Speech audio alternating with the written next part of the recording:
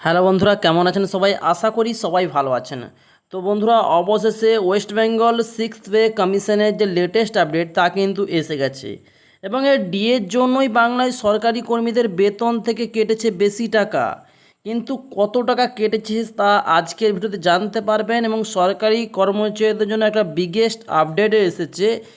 তো ভিডিওটাকে প্রথম থেকে শেষ পর্যন্ত দেখবেন। ভিডিও ভালো লাগলে অবশ্যই একটা লাইক, শেয়ার এবং সাবস্ক্রাইব করতে ভুলবেন না। তো বন্ধুরা, 2024 সালে জুন মাসে বেতনের থেকে কোনো সরকারি কর্মীদের প্রফেশনাল ট্যাক্স বাবদ বেশি টাকা কেটেছে বলে দাবি করছে। উল্লেখযোগ্য রয়েছে যে প্রফেশনাল ট্যাক্স কাটা হয় গ্রস স্যালারির উপরে, অর্থাৎ টোটাল যে বকেয়ার টাকা সেই টাকা বা বেতনের উপর ভিত্তি করেই গ্রস স্যালারির উপর ভিত্তি করে ট্যাক্সটা কাটা হয়। কিন্তু এপ্রিল মাসের বকেয়ায় 4% ডিএ জুলাই মাস এবং জুনের বেতন আসায় অনেকেরই গ্রস স্যালারি থেকে কেটেছে সেই মাসের টাকা। তাই শুধুমাত্র এই নির্দিষ্ট মাসের জন্য অনেকের প্রফেশনাল ট্যাক্স কিছুটা বেশি কেটেছে।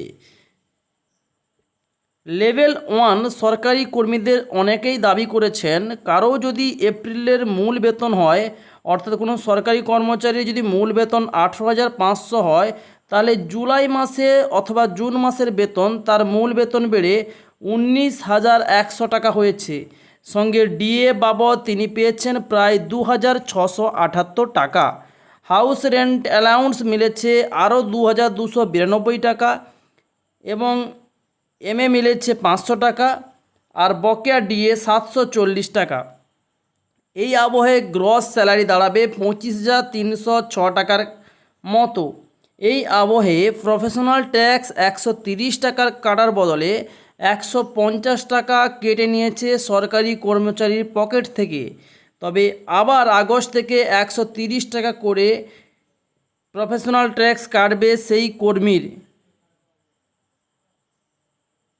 একইভাবে যদি ধরে নেওয়া হয় লেভেল 6-এর কোনো সরকারি কর্মচারীর মূল বেতন 29,600 টাকা ছিল, তাহলে জুলাই থেকে বা জুনের বেতন তা বেড়ে হয়েছে 30,500 টাকা।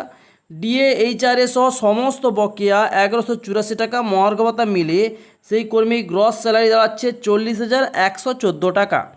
এই আবহে জুলাই মাসে সেই কর্মীর পকেট থেকে প্রায় 200 টাকা প্রফেশনাল ট্যাক্স কেটে নিয়েছে, অর্থাৎ এক্সট্রা 200 টাকা কেটে নিয়েছে। এই বছরের বাকি মাসে তার পকেট থেকে আরও 150 টাকা প্রফেশনাল ট্যাক্স কেটেছে বলে দাবি করেছেন। কারণ গ্রস স্যালারি 25,000 থেকে 40,000 পর্যন্ত হলে 150 টাকা করে প্রফেশনাল ট্যাক্স কাটে। 40,000-এর গণ্ডি ছাড়লেও তা 200 টাকা হয়। এর ফলে উল্লেখযোগ্য রয়েছে যে এর আগে বিধানসভার বাজেট ঘোষণা করা হয়েছিল মে মাস থেকে, যেখানে বর্ধিত হারে ডিএ পাবেন সরকারি কর্মচারীরা। তবে পরে মুখ্যমন্ত্রী মমতা বন্দ্যোপাধ্যায় ঘোষণা করেন এপ্রিল মাস থেকেই বর্ধিত হারে বাংলায় সরকারি কর্মচারীদের ডিএ দেওয়া হবে।